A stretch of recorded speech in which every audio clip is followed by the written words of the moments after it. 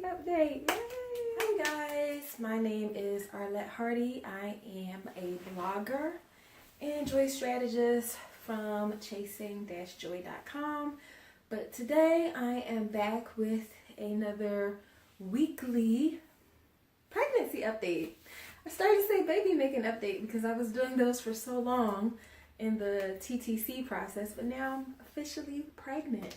So before I jump into that, I just want to say thank you to everyone who has been a supporter of this channel. I really do appreciate and value all of you, and I do read all of your comments.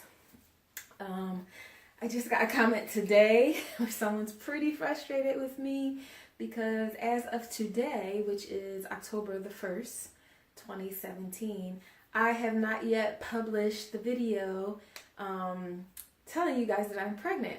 And so eventually you guys will see this, and I just wanted to say that I appreciate you all. I know it's been annoying and maybe even a little torturous delaying the videos, but it is just what I needed to do for a few reasons. Privacy reasons, to give me opportunity to tell everyone that I am pregnant, which I still have a few people to go.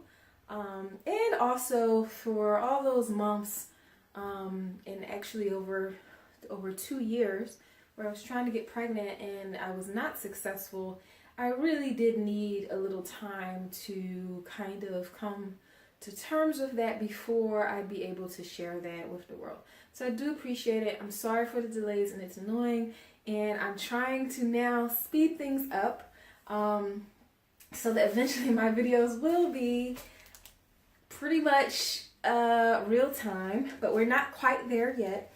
Today I am 10 weeks and 1 day or 2 days pregnant, depending on which app you use. But I am going to give you guys updates on what happened in weeks 7, 8, and 9. Excuse me. So I'm going to jump slightly ahead. One of my symptoms I have had is a little bit of the stuffy nose thing. Which I noticed earlier today, and another is you get extra mucus throughout your whole body.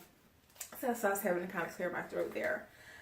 But anyway, so like I said, today I am 10 weeks, 1 day or 2 days, and it is October the 1st, and the baby is the size of a strawberry or kumquat, and my uterus is now the size of a large grapefruit.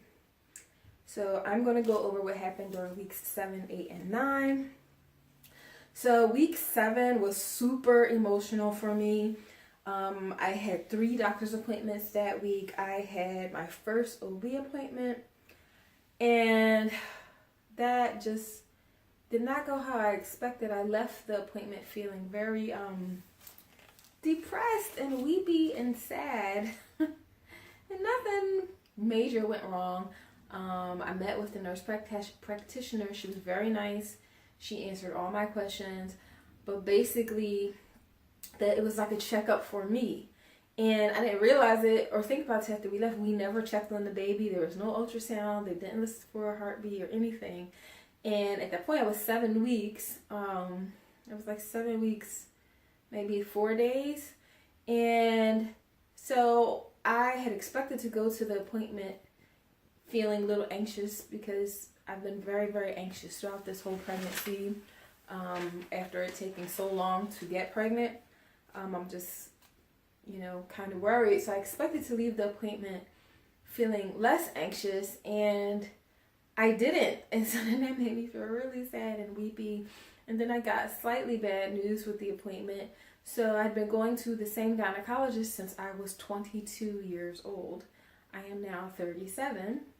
So she was the one who has, when I was going through a difficult time, when my dad was sick, and I talked to her, basically I sobbed through my gynecological appointment, and she gave me a referral for a therapist. And then when I talked to her about wanting to maybe get pregnant on my own, she referred me to the fertility clinic, and it was just kind of understood that she would be my OB. And so I found out she's retiring, and so it was just so upsetting. because she won't be able to be my doctor, number one. But then it just brought up, I guess, some leftover TTC emotions. Like, it took 2.5 years to get pregnant. And like, I just never imagined that it would take 2.5 years, and to the point where I wouldn't even be able to have my same doctor. Or the fact that I would be 37 the first time I'm having a baby. I expected to like be married and having a kid, but by the time I was like 30. So it just brought up a lot of those emotions. So I felt really sad. But I was also very tired. So I think that had a lot to do with the weepiness as well. So that appointment was kind of like disappointing. And they basically just did a checkup on me, did a bunch of blood work. All my blood work came back fine. It was funny. She was like, oh, she left a message, was like, oh, you have a sickle cell trait. And I'm thinking like, yeah, I told you that during the appointment. So I don't know. Then I also met with the endocrinologist that week, which was a good appointment. And she basically wants to monitor my thyroid every 3 weeks throughout the pregnancy to make sure it doesn't go above 2.9 ever and 2.5 in the beginning. So I had done that blood work, and my thyroid I think was like 1.3, so it was in good shape. And then I also graduated from the RE, from the reproductive endocrinologist, or the fertility doctor, which was really bittersweet. They, for the last 2.5 years, they've been, I've been calling them, talking to them regularly, and answering all my weird questions, and they've just been really supportive. And at the appointment, so they had my last ultrasound there with them at 8 weeks, and unexpectedly the doctor flipped the switch and I could hear the heartbeat, so I wasn't expecting that, and that was like amazing. And I think that started me crying. And then I proceeded to cry the whole rest of the time, where they were like kind of checking me out. And then the doctor was a little bit emotional too. He was kind of choked up, and he wasn't even my main doctor, but he was a doctor who did a lot of procedures for me, and they all remembered my mom and knew how much I went through. So it was just kind of bittersweet. Happy to be graduating, because that means like I'm pregnant and they feel things are going well and I can go to just a regular OB. But sad, because it's like I'm losing a huge support system there. So yeah, bittersweet. So that all happened in week 7. Week 8, I had some lower back pain, came back. I think I mentioned it in the earlier video. I had that like around 3 or 4 weeks pregnant, like right at the beginning. Then it went away, but that came back. But then I also had like a light pinkish discharge. So then that was freaking me out, and that gave me more anxiety. But it didn't really last. So had a little bit of that also in week 9. So those would definitely be the low points of those weeks, just the anxiety. High point of week 8 was my boss said that I could work overtime. I'm typically off of my day job on Fridays, but my boss said I could work a few hours each Friday if I want, to build up more time to use for maternity leave. So that was awesome. And I realized like, oh, I guess it was a blessing that I ended up telling him that I was pregnant so early, because he would probably not be offering me that if, I wasn't pregnant. So that's great. And I actually worked a few hours this Friday, which did suck, but it'll be good in the long run. And what else happened in week 9? Again, just had so much anxiety. I'm struggling with it. It just, I'll get to the symptoms more, but for the most part, I have not had very many symptoms. So then this constant fear, is the baby still there? This is now the longest I've gone without an ultrasound. It's now been maybe 17 days since I had an ultrasound, and it feels like forever. High point, I made an appointment with a new OB, so I'm actually going to have an appointment coming up in 2 days with a new practice. I realized if my doctor was the only thing tying me to that practice, and I didn't know anything about the new doctor that they were going to be scheduling me with since my doctor was retiring. And one of my friends who actually had a really hard labor recommended her practice. So I figured if she had a really difficult time and she still recommended them, then maybe I should check them out. So I have an appointment there. So I'm excited about that for a couple reasons, because I'm hoping I'll like them and I can switch. But then also I feel like at least I'm getting checked out before I leave, because I'm heading to Vlogalicious. So I know by the time you guys see this, I will go to Vlogalicious and then back. And if you follow me on social media, on Instagram and Facebook, you will see that I went there and then back. But I'm happy to be getting checked out before then, and I'm hopeful that at 10 weeks they'll be able to do the Doppler and hear the heartbeat in the office. So I'm excited about that. Oh, and I almost forgot, week 9, a high point was I bought a Doppler myself. And after like forever, I was finally able to get the baby's heartbeat. So that has really, really helped me with my anxiety the last couple of days. I just decided a couple of days ago to bite the bullet and do it. And praise God, it came in like 24 hours. I had it. I was shocked that I was able to get it that quick. I don't know if I'll do a video on using it because I'm not that great at it. And it takes a while for me to find the heartbeat.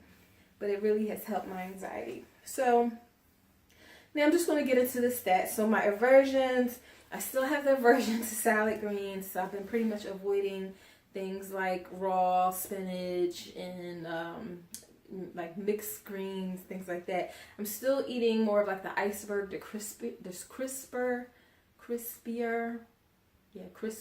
types of lettuce salads, or like Caesar salad, like romaine. That's been working well for me. And then aversions. My aversion to chicken is decreasing, but overall I'm still eating way less chicken than I had in the past. And I'll think I want it, and then I go, there's something about it just doesn't feel right. Cravings. So the big cravings I've been having is popcorn. I've never really been a popcorn eater, but I want popcorn, like movie theater type popcorn. So 2 times this week I went to Target, where here in the Philly area, the Targets, they have like a cafe that sells popcorn. And I got popcorn. It was really good. This craving is so intense that it's making me think like, oh, well, what movies are out, just so I can go to the movies to buy the popcorn, right? That's crazy. And movie theater popcorn, like I had microwave popcorn, and I would usually have like that Smart Pop 94% fat free. And in the past that was like fine for me, but now it's just like, oh, this is just not what I want. Another craving, I've been eating a lot more beef than I usually do. So like hamburgers, and I made like a chili, and then I was excited I was able to actually eat it, because the last time that I really cooked a significant meal, I made shake and bake chicken, and I had a couple bites, and then I felt like I was going to be sick, so I couldn't even really eat it.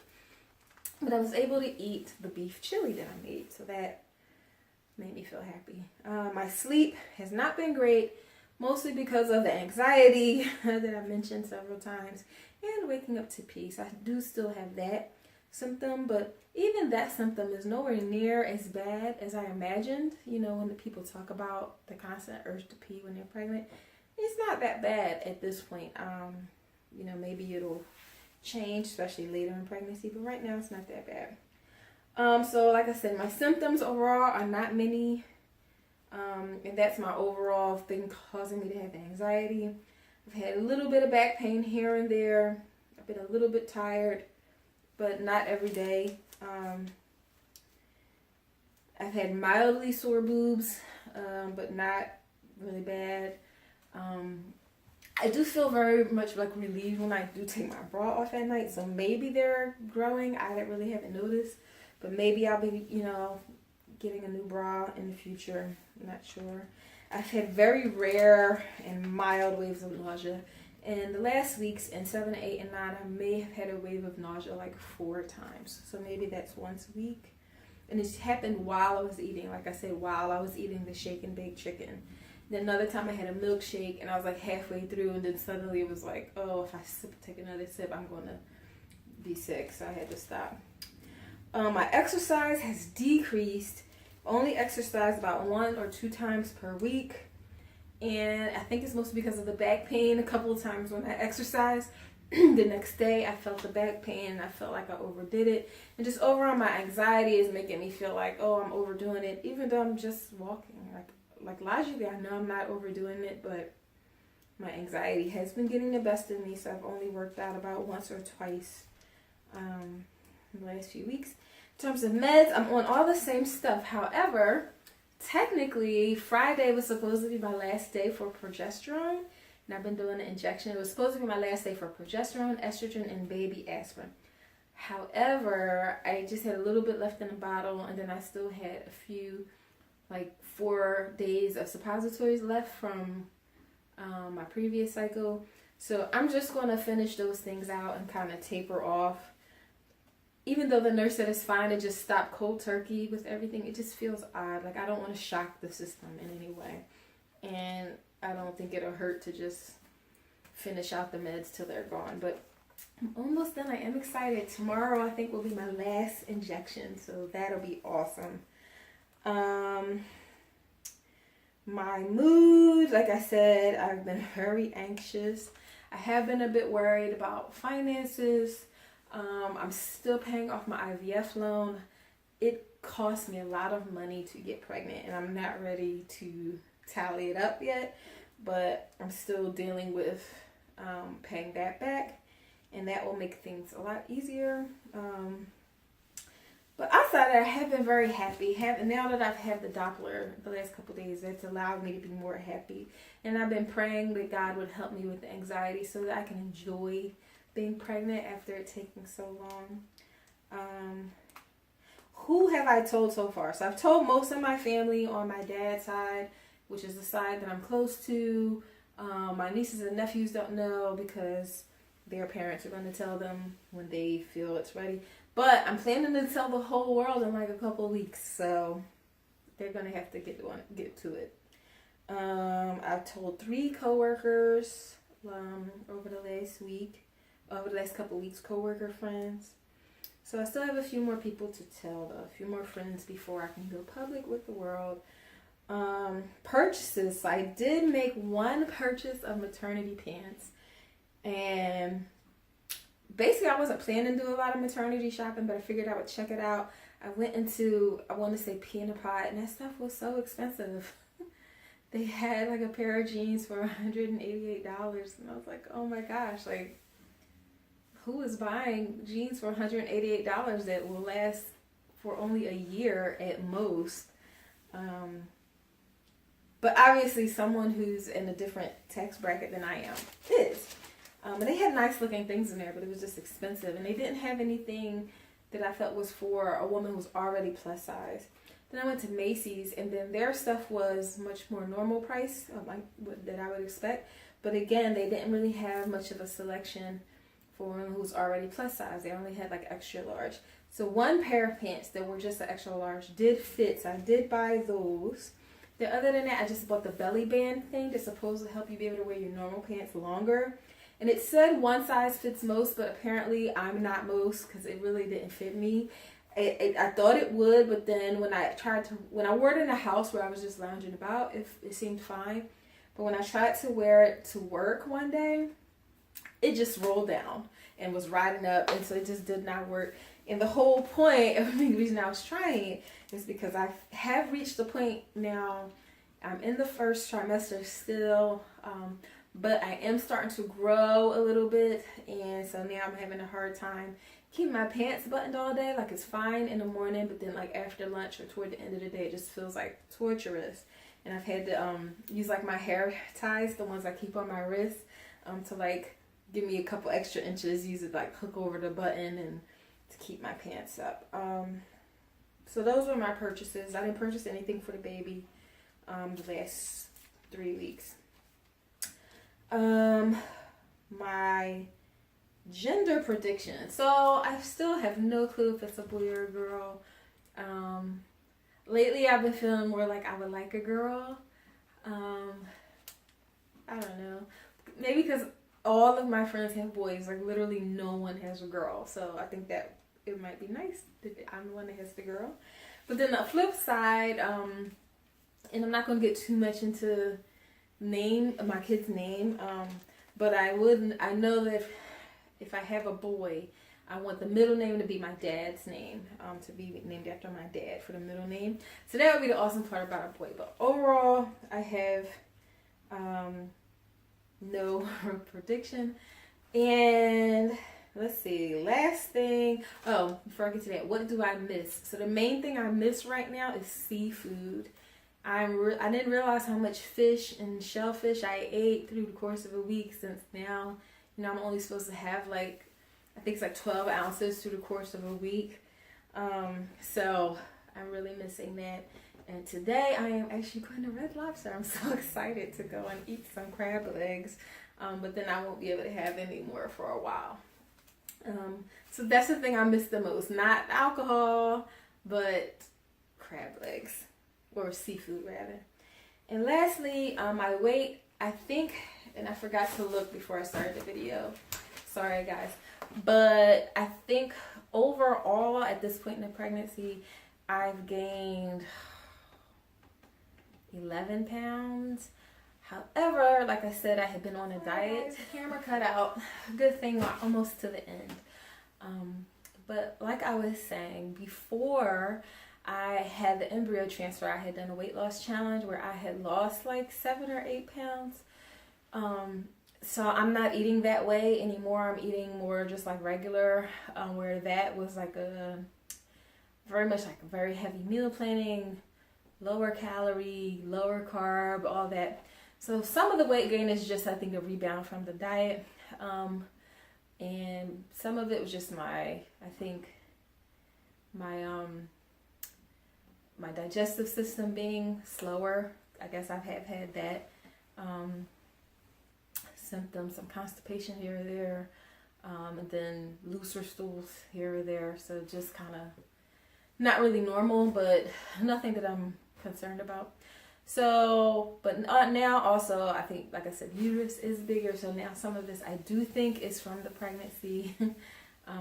But I did not gain any weight in the last week. The last week it stayed the same, which made me happy because I was like, oh, maybe I kind of stabilized. Because, having been overweight most of my life, I think since I was like 10, I do have some issues with my weight, and I thought that gaining weight during pregnancy wouldn't bother me, but it is bothering me.